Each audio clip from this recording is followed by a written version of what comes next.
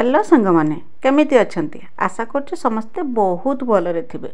आपण समस्त को मो तरफ जय गुरु ठाकुर डाकुछि आपण भलरे रुहंतु सुस्थरे रुहंतु आपणकर पूरा दिनटी मंगलमय हो आ भलरे भलरे कटि जाऊ। मो भी भलरे अछि तो हेछि आ गोटे सुंदर सकाळ आरंभ आ ए सुंदर सकाळ आ गोटे सुंदर आ फ्रेश ब्लॉग को मो पुष्प आपण समस्त को स्वागत करुछि। तो आज अपेक्षार अंत घटी एठी गोटे सप्ताह है माने यही दिन टी अपेक्षा करते केते आसिकी से शुभ मुहूर्त आसिक पहुँचब आउ करना से शुभ मुहूर्त को आम अपेक्षा करते चातक परीक्षा अपेक्षा करते आज आसिक से दिनटा पहुँची बर्तमान समय सकाल 7टा देखिपे आम छकरे केते गहली नागी कना मुझे आगुरी जो देखी ठाकुर कि बासन कुसन सब किणा होगी आसी गला भिडियो तो मुझे देखी आपड़ देखी मुझे करना आग को मुझे निश्चय जनइबी कौन पाई कि आसी कहना आम ठाकुर आज आम पाखक आसुचंती आमे जाऊना सब ठाकुर पाखक ठाकुर को निमंत्रण करते ठाकुर आज आम पाखक आसुचंती माने ठाकुर श्री श्री निगमानंद सरस्वती से करना काली ठू तो आसिले आसिक करना से आमर जो आग छकर से रात्रि यापन करते एटा करना सकाळ समय ठाकुर को अभ्यर्थना देवाई कि आम समस्ते आसिक एकजुट हो माने पूरा छकटा पूरा कंपुला शंख हुड़हुड़ी घंट ध्वनि रे पूरा छकटा कंपुला एवठू आम घर 1 किलोमीटर दूर हम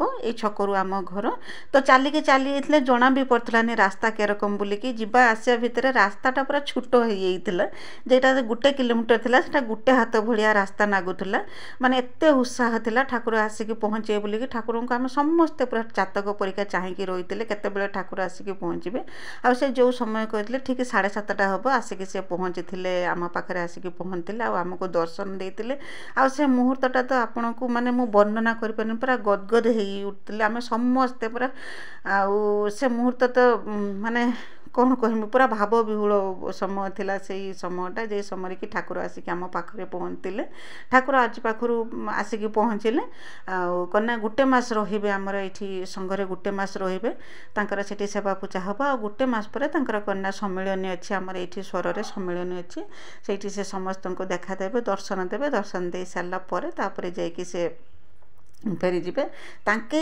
माने से ठाकुर को स्वागत करने कि आम समस्ते पूरा माने कहते नाकुंठ चित्तर माने अपेक्षा करते केते आसिक से समय पहुँचब और ठाकुर आसिक पहुँचे बोलिकी तो मो भिडियो एमती जोड़ी होकर रही था।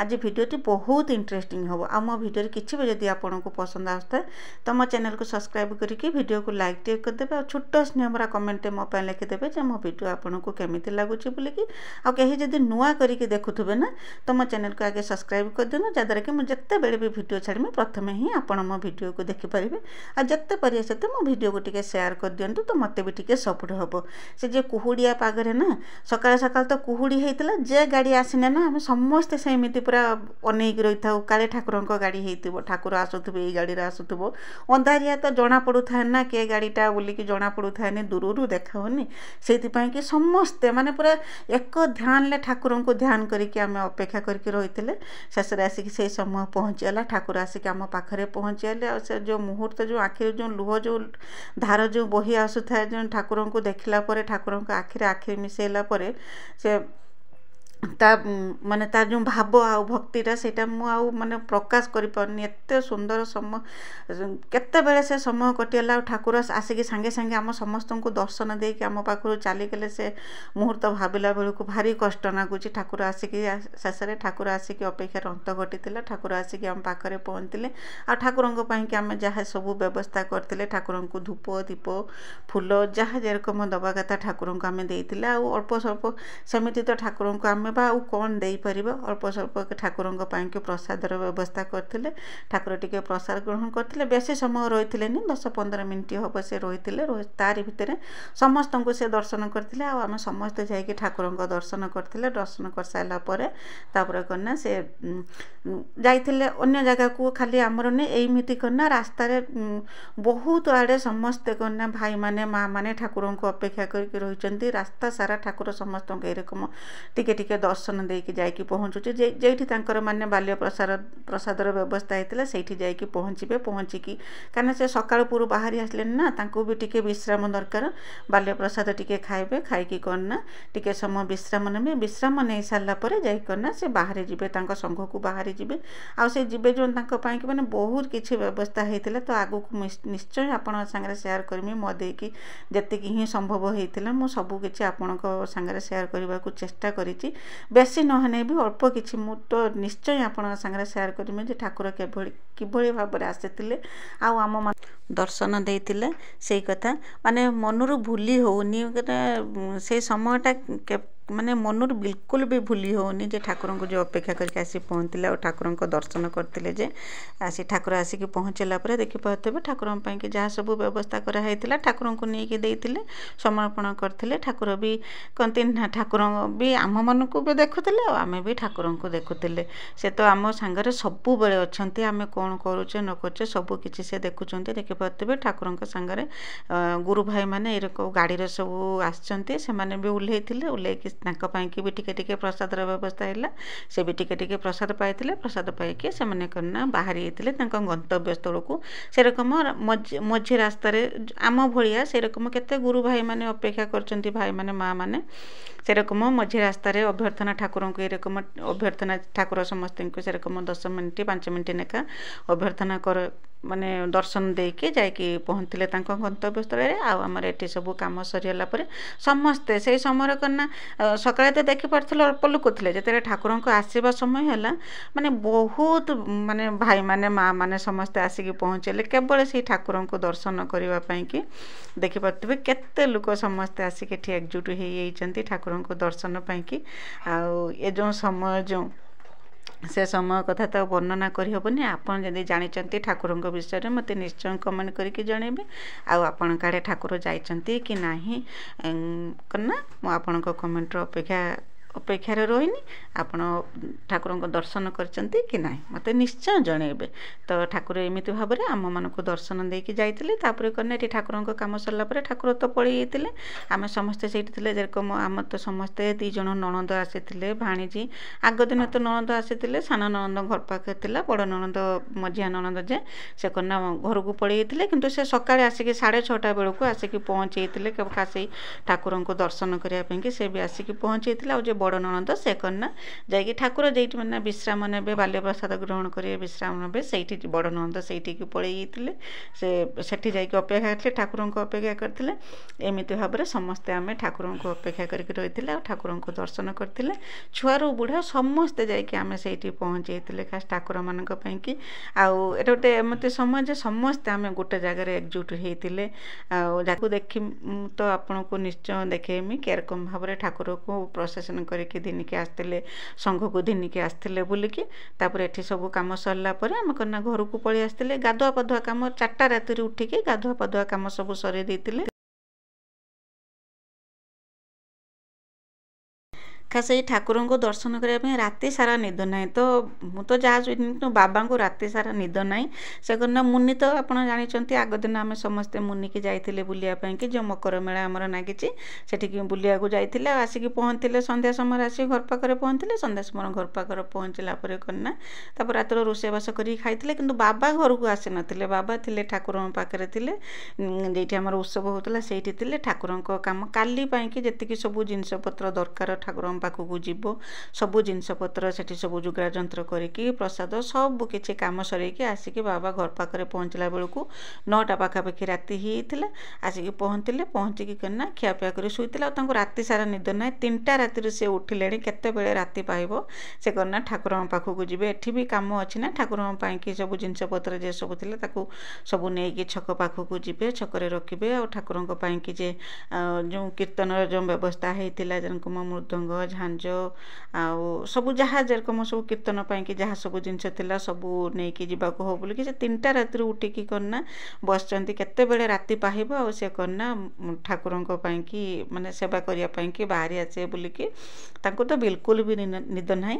4ଟା ରାତିରୁ ଆମେ ସମସ୍ତେ ଉଠିଲାଣି। ଉଠିକି ସମସ୍ତେ ଆମେ ଗାଧୁଆ ପାଧୁଆ କାମ ସବୁ ସରେଇଥିଲେ। ଆଉ କେହି ଖିଆପିଆ କିଛି କରିନଥିଲେ। ସେଦିନ ରାତିଟା ନା ପୁରା କ'ଣ ନା ଅପେକ୍ଷାର ରାତି କହନ୍ତି ନା ହେଇକି କଟିଯାଇଥିଲା ରାତିଟା ଆମର ସେଦିନ। ଆଉ ଗାଧୁଆ ପାଧୁଆ କାମ ସବୁ ସରେଇକି ତାପରେ ଆମେ ଆସିଥିଲେ 7ଟା ସୁଦ୍ଧା ଆସିକି ଆମେ ସମସ୍ତେ ଛକରେ ପହଞ୍ଚିଯାଇଥିଲେ। ଆଉ ଏଇଠି କନା ସମସ୍ତେ ଜଣେ ଜଣେ କରିକି ଠାକୁରଙ୍କୁ ଦର୍ଶନ କରିଥିଲେ। ଦର୍ଶନ କରିସାରିଲା ପରେ କହୁଥିଲି ନା ଠାକୁର ବେଶୀ ସମୟ ରହିଥିଲେନି, ଏଇରକମ ବାଟ ସାରା ସମସ୍ତେ ବି ଅପେକ୍ଷା କରିକି ରହିଛନ୍ତି, ଆମ ଭଳିଆ ସମସ୍ତେ ବି ଅପେକ୍ଷା କରିକି ରହିଛନ୍ତି ଠାକୁରଙ୍କୁ। ସେଇଥିପାଇଁ କି 15 ମିନିଟ୍ ପାଖାପାଖି ରହିକି 10-15 ମିନିଟ୍ ଠାକୁର କନା ପଳେଇଥିଲେ। ତାପରେ କନା ଆମେ ସମସ୍ତେ ଘରକୁ ବି ଆସିଥିଲେ। ଆଉ ଆସିଲା ପରେ ଘର ପାଖରେ ଯେ ସବୁ କାମ ଥିଲା, ସକାଳେ ଖିଆପିଆ କାମ ଯେ ସବୁ ଥିଲା, ରୁଟି ଆଉ ତରକାରୀ ବନେଇଥିଲି। ରୁଟି ତରକାରୀ ବନେଇକି ସମସ୍ତଙ୍କୁ ଖାଇବାକୁ ଦେଇଥିଲି। ଦେଇକନା ଛୁଆ ସ୍କୁଲ ଯାଇଥିଲେ। ଆଉ ଛୁଆ ସ୍କୁଲ ଯାଇସାରିଲା ପରେ ଆମେ କନା ବାବା ମୁଁ 2 ଜଣ ବାହାରିଥିଲେ, ଯେଇଠି ଠାକୁର କନା ବାଲ୍ୟ ପ୍ରସାଦ ଖାଇକି ବିଶ୍ରାମ କରିବା ସେଇଠିକି ଯିବା ପାଇଁକି ବାହାରିଥିଲେ। ଏଠୁ ସବୁ କାମ ଦାମ ସବୁ ସରେଇକି ଆଉ ବାହାରିଲା ବେଳକୁ ମୋତେ 11ଟା ବାଜିଯାଇଥିଲା, ସମୟ 11ଟା ହେଇଯାଇଥିଲା। 11ଟାରେ କାହିଁକିନା ଘରର ବି କାମ ଅଛି ନା, ଗାଈ ବି ଅଛି ଘର ପାଖରେ ଅଛି, ଗାଈକୁ ବି ତୋରାଣି ଖାଇବ, ଗାଈ ବି ଫିଟା ଯିବ, ଏତେ ସବୁ କାମ ଅଛି। ଆଉ ସବୁ କାମ ଛାଡ଼ି ଦେଇକି ପଳେଇବନି ତ ହେଇପାରିବନି। ଏଠି ସବୁ ଯେତିକି ସବୁ କାମ ଥିଲା, ଘରଦ୍ୱାର ଯେତିକି କାମ ଥିଲା, କାମ ସବୁ ସରେଇ ଦେଇକି ଆମେ ବାବା ମୁଁ 2 ଜଣ ଯାଇଥିଲେ। ଆଉ ଛୁଆ ଯାଇଥିଲେନି, ସେମାନେ ସ୍କୁଲ ଯାଇଥିଲେ। ବାବା ମୁଁ 2 ଜଣ ଯାଇଥିଲେ ସେଠି ଠାକୁରଙ୍କୁ ଯେଇଠି କନା ସଂଘକୁ ଯେଉଁ ଆସିବେ, ଯେଉଁ ପ୍ରସେସନ୍ କରିକି ଯେଉଁଠୁ ଠାକୁରଙ୍କୁ ଅଣାଯିବ ସେଇଠିକି ଆମେ ସମସ୍ତେ ଯାଇଥିଲେ। ଦେଖିପାରୁଥିବେ ଠାକୁର ଯାଇସାରିଲା ପରେ ଠାକୁରଙ୍କ ସାଙ୍ଗରେ କେତେ ଭାଇ ଭକ୍ତମାନେ ଆସିଛନ୍ତି, ଗାଡ଼ି କରିକି ସମସ୍ତେ ଆସିଛନ୍ତି। ସେମାନେ ସମସ୍ତେ ବି ଠାକୁରଙ୍କ ସାଙ୍ଗରେ, ଠାକୁର ଯୁଆଡ଼େ ଯାଉଥାନ୍ତି ତାଙ୍କ ପଛରେ ସମସ୍ତେ ଯାଉଥାନ୍ତି। ସେହି ସମୟରେ କନା ପୁରା ଛକଟି ପୁରା ଜୟଗୁରୁ ଶବ୍ଦରେ ପୁରା କମ୍ପୁଥିଲା, ପ୍ରତିଧ୍ୱନିତ ହେଉଥିଲା।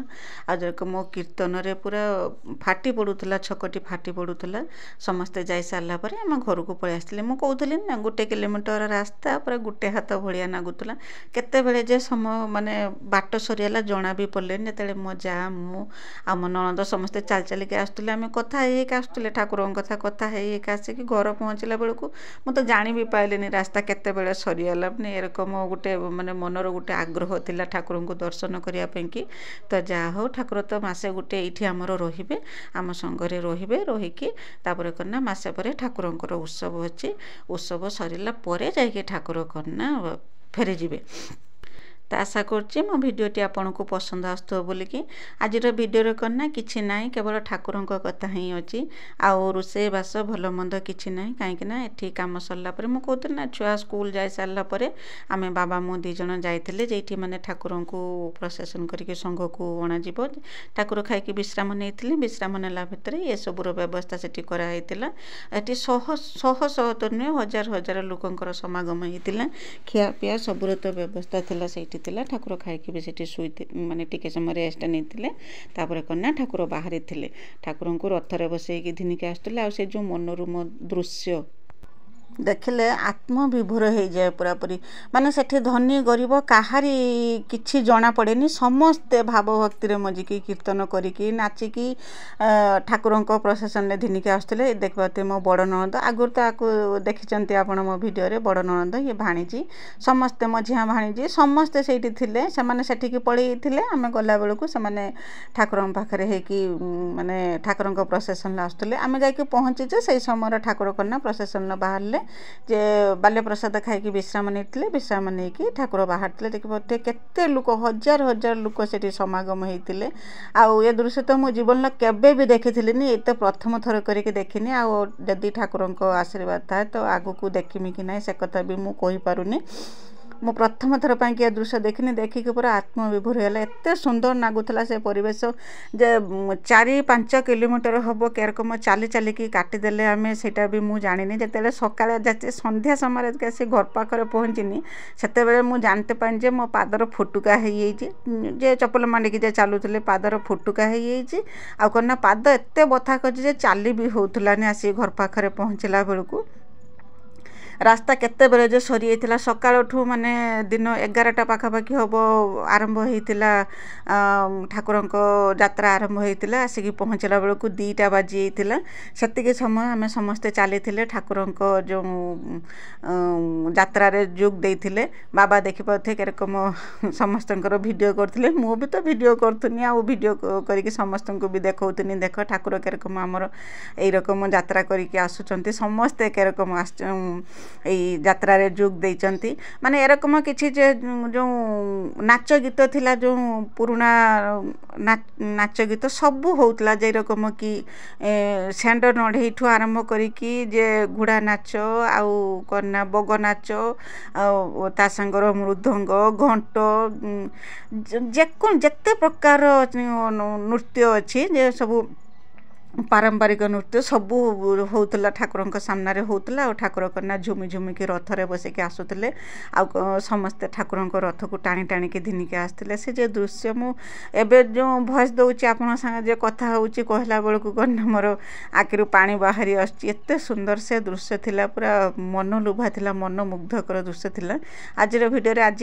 कि माने भिडियो नाई केवल ये ठाकुर ही भिडियो कहीं सकाल संध्या पर्यंत आम ठाकुर पाखरे ही थिले एठी सकाळ समय तो आम घर पाखरे जो आम छकरे तो ठाकुर को अभ्यर्थना करथिले तापरे एठी काम सरे दे साला परे घर को आसे कि घर कतर जति सब काम सकाळ काम को खिया पिया काम सरे दे कि पुणी पळेई थिनी कना ठाकुर पाखु पळेई थिनी आज घर पाखरे किछि रुसे हेथिलानी से ठाकुर पाखु जो जाइथिले ठाकुर पाखरे ही प्रसाद खाइ के आस्थिले एठू माने यात्रांकर ठाकुरंकर यात्रा सरिला परे सेठी करना जाइकी पहुँचला परे जते जाइकी मंदिर पाखरे जाइकी पहुँचले सेठी जाइना जते सबू नाच होउथला समस्ते तांकर माने कला कौशल देखौथिले सेठी ठाकुर पाखरे देखै सारला परे ठाकुर करना मंदिर को गले आमे जाइकी प्रसाद पाइकी घर को आस्थिले तो दिनटा के रकम भाव कटियाला जना भी पटलानी मन कहूला यात्रा न सरंता कि एमिति चालू थांते कि आमे से यात्रा रे सही रकम चली चली जाऊ थांते देखि पाते सबू भक्त माने के रकम नाच गीत करिकी जाउथिले मु ताऊ सबुर भिडियो कर पार्थिनी